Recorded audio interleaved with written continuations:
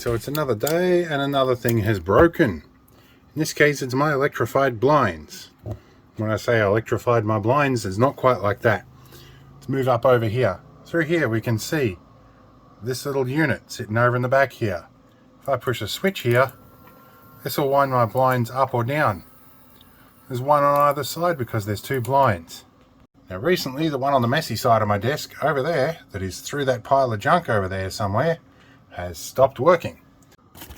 Now I have a box of spare bits that I kept set aside just in case. One is a dead one, one is a functioning one.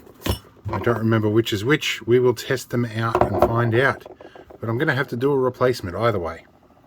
Alright, I've got 12 volts attached to these leads here. This looks like one that's never been used. Let's hook onto this and see what happens. So that appears to be working. Okay, that one is good. So I'm going to bet this one's probably the shagged one. This one has definitely been used before. Yep, and we pull a lot of current. So that one has a bit of a short or something. Anyway, that's spare gearbox parts. Okay, so this one's the one we're going to swap it over with. We might open that first, see how much grease is in there, and we might add a little bit more if there isn't enough.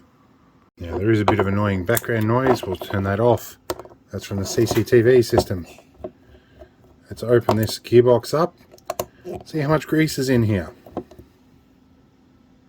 Alright, these gearbox disassemble slightly differently to the other ones. And there's a fairly good amount of grease in there. I don't think I'm going to really complain too much about that. It looks alright.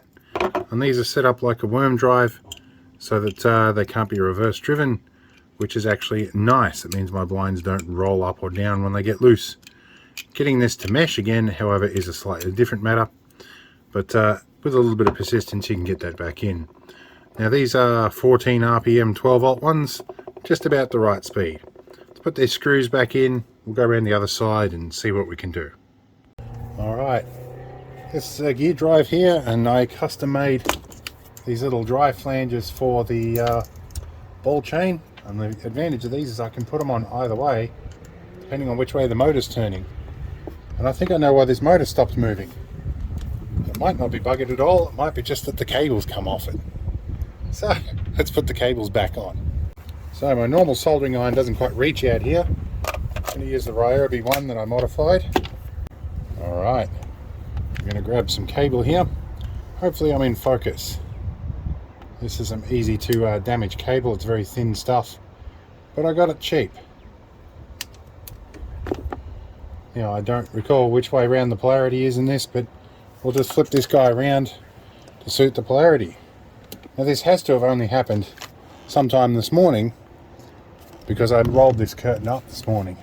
This Ryobi iron, now that I've put a silicon lead on it, it's almost as good as my desktop iron.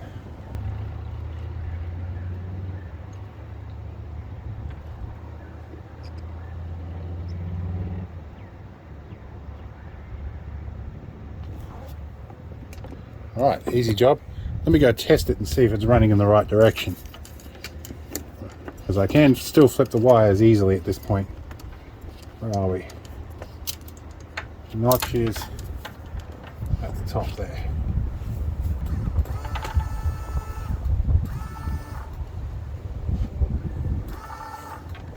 Now this would be just my luck.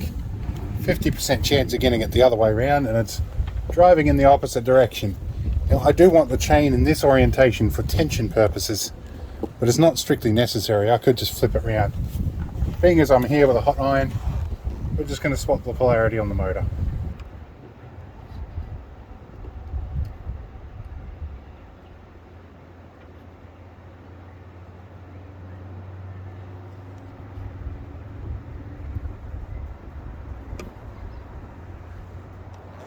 Okay. Now that I'm fairly sure that that's right, I'm going to use a zip tie to generate a bit of strain relief on this cable. I can see how this cable got hooked. There's definitely a loop here. You can get snagged on things. And I have been rearranging cables to a major degree lately. Backward zip tie.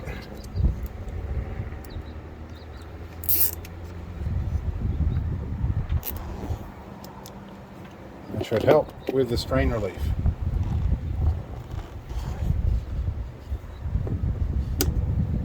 go.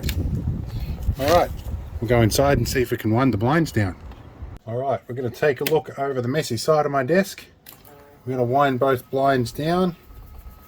Wind this one down for a minute. We're going to stop right there. We're going to let the other one go. These blinds, if you overwind them, they just flip over the top and make a loud slapping noise. But it looks like this one's coming down just nicely. Oh, and there's a bit of dust blowing around. That's not a bad thing. I left the window open. Alright, there's our blind. Let's reverse and go up. Cool, our blind is working again.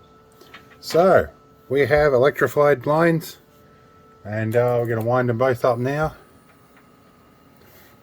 So, hope you enjoyed. We'll see you in the next one. Hopefully it'll be more interesting.